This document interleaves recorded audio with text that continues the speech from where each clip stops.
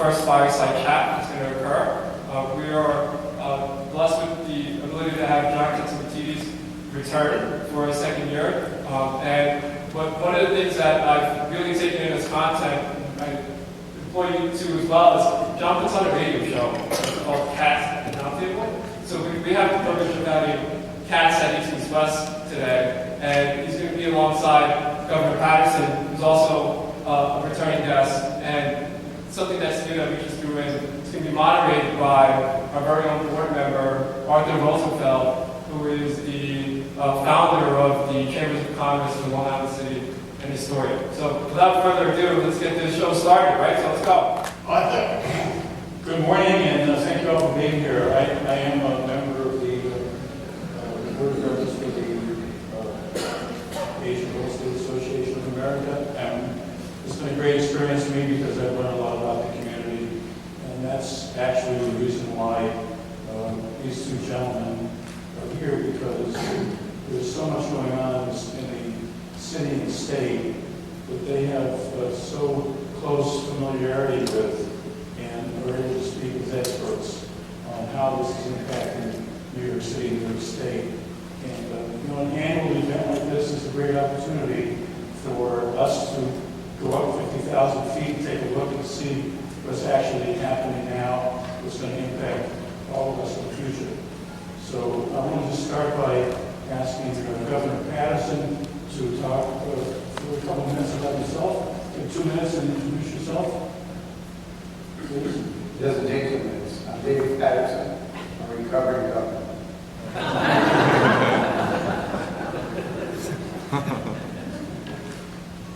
By the way, the one thing John left out, the reason that we're so close, is when he realized that his second edition limited his pilot, he sold me his plane.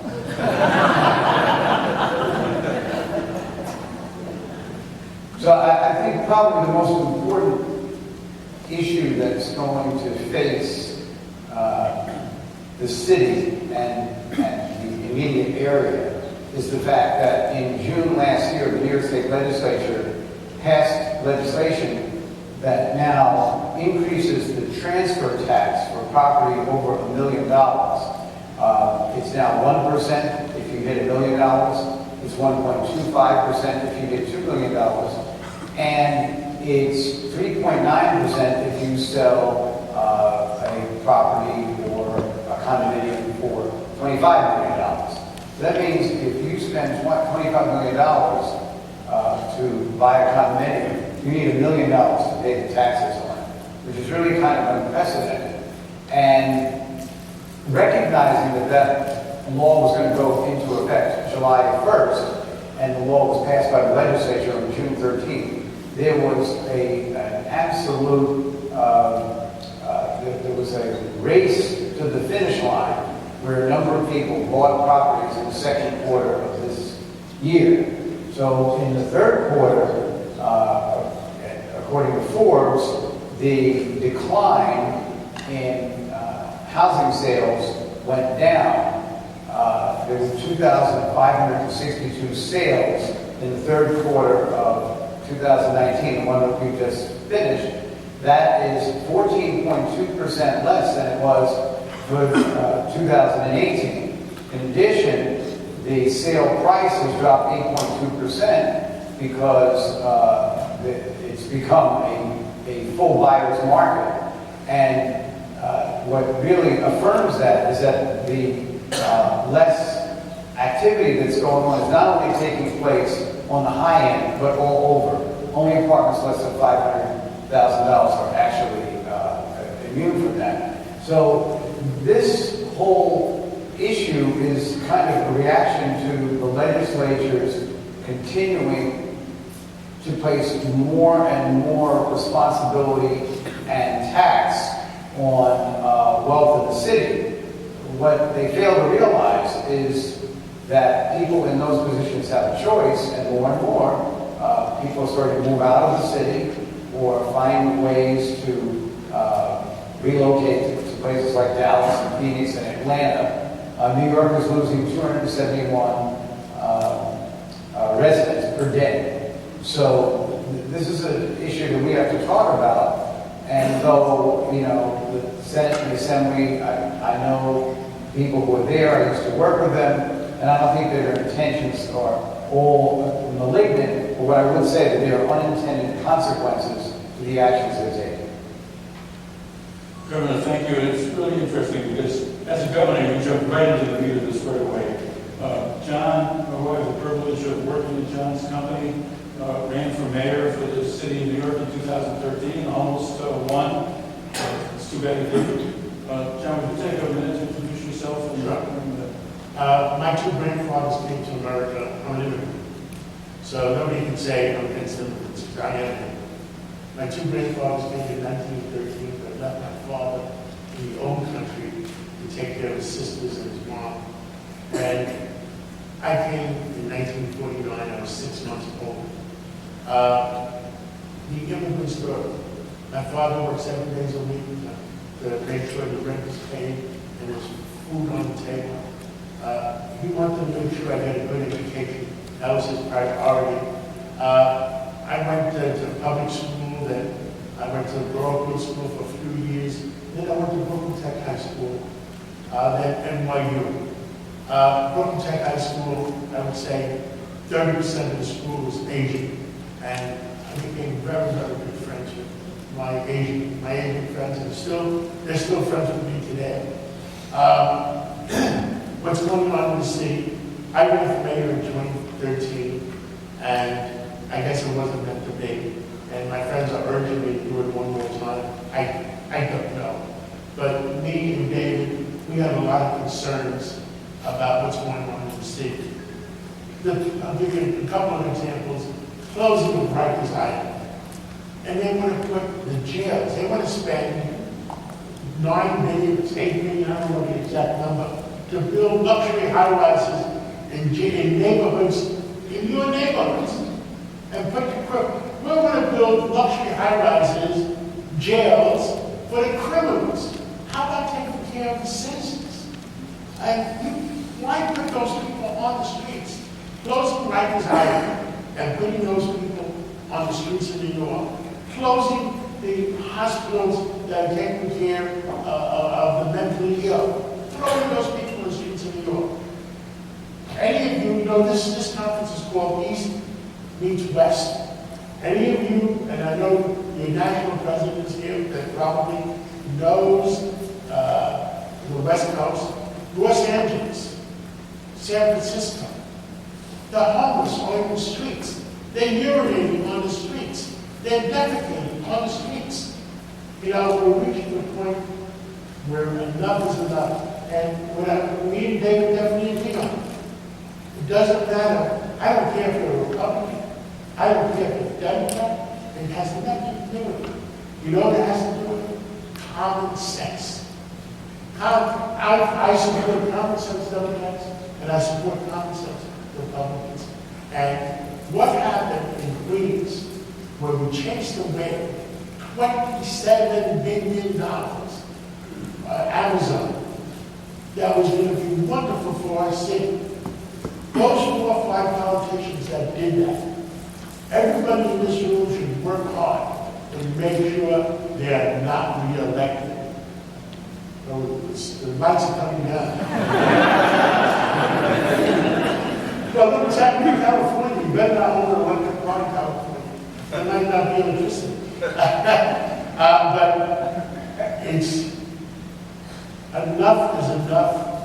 You know, some of the politicians, I wouldn't hire them to run the supermarket. That's one of my businesses. And we allow them to handle billions of our taxpayer dollars. So while we're here to talk about real estate or on this topic, and the people here in this audience are very always interested in the value of property and the value of real estate to residents, to owners of buildings. Let's have each of you talk about what you think the impact of all of this legislation and justice reform, the changes in there's so many different legislations that are happening. that the impact on value has to be enormous. Well, David, I'll start, I'll turn it over to you. And what's going on, the real estate industry is in trouble. We have spent, I'd say $2 billion in the last 5-6 years building in New York. We built the 7 or 8 apartment buildings. We just completed a project on Coney Island, right on the beach. Beautiful, beautiful. And we have the ability to build 3 more there. But the laws they have passed and moving are hurting the real estate industry. They are hurting a real estate investor has to feel that they're going to make money and the government is going to be fair to them. But the laws they are passing is hurting the industry and it is shooing away investment. We're now looking at Florida, we're looking at New Jersey. Why? Because the laws they have passed are not good. The law enforcement laws that they're trying to put through January 1st are not good. So what do people with money in their pockets do? They say, if you guys are crazy, and some of these politicians are nuts, if you're crazy, I'll go someplace else. David? So, as an example of that, the New York City Council earlier this year, and then the state legislature in June, in the same law that they passed that I referred to before, has put a deadline on compliance for environmental standards for a number of the construction projects that are underway. Now that element in itself is not a bad thing. The bad thing is that nobody did any research to determine how long it would take to be in compliance with the regulations and the deadline that was set. So the deadline wasn't set as a result of substantive research. It was set because someone pulled the date out of thin air. And that's what I call the politics of confusion. In other words, you're taking what's basically a good idea, which is creating environmental standards so that we don't add to the unfortunate decline in our quality of life, but it's doing it in a way that demonstrates no understanding of the problem itself in the first place. So, resultingly, we have a problem in the city of affordable housing. We don't have enough affordable housing. We don't have enough affordable real estate. According to Compass, New York's real estate, at least in Manhattan, averages $1.14 billion.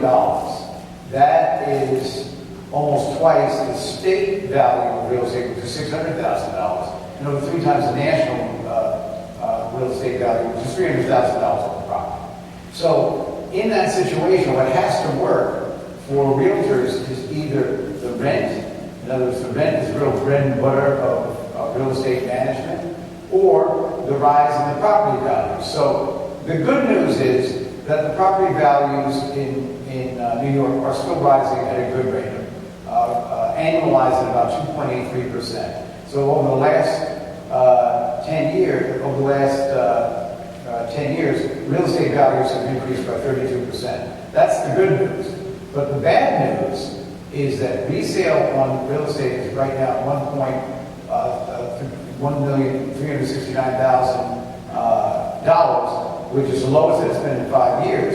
And very importantly, the cash that is usually used to buy these properties are usually 50% more in cash, is down to 40%, meaning that the endless supply of millionaires who are going to, or billionaires that are going to bail the state out of taxes is plummeting, and it's plummeting because they're finding other venues to live. So there's got to be some kind of a plan that creates a balance such that we are not driving some of our greatest wage earners out of the city. It's estimated that 7,000 families, in other words, 7,000 taxpayer entities, pay most of the taxes in New York City. So that's a really good point. It gives us a good transition to talk about business investment and business ownership. A lot of the success in New York City has been entrepreneurs who are coming in from other countries, starting businesses, and given the fact now that we have congestion pricing and $15 an hour minimum wage and all the other things that are going on, the impact on Mercedes, for example, John. It's horrible. The commercial, what's happening to commercial real estate. Anyone who can walk up and down the streets and see so many empty stores. Why? You have these bicycle lanes.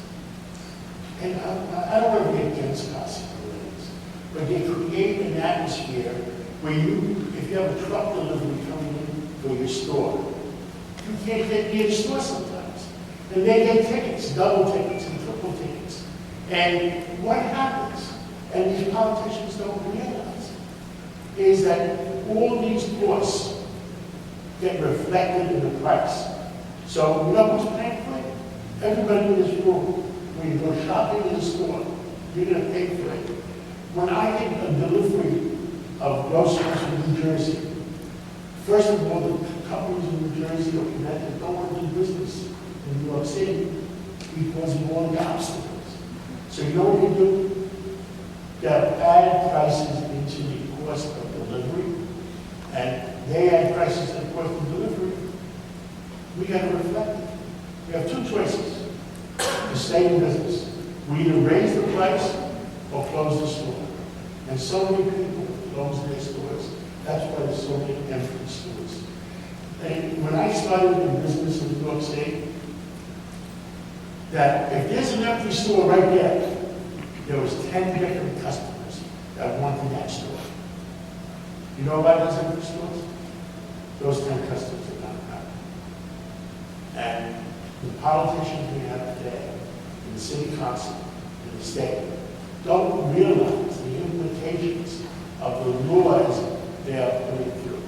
The implications are very, very bad for New York City, and especially, and I'm very, very concerned about it.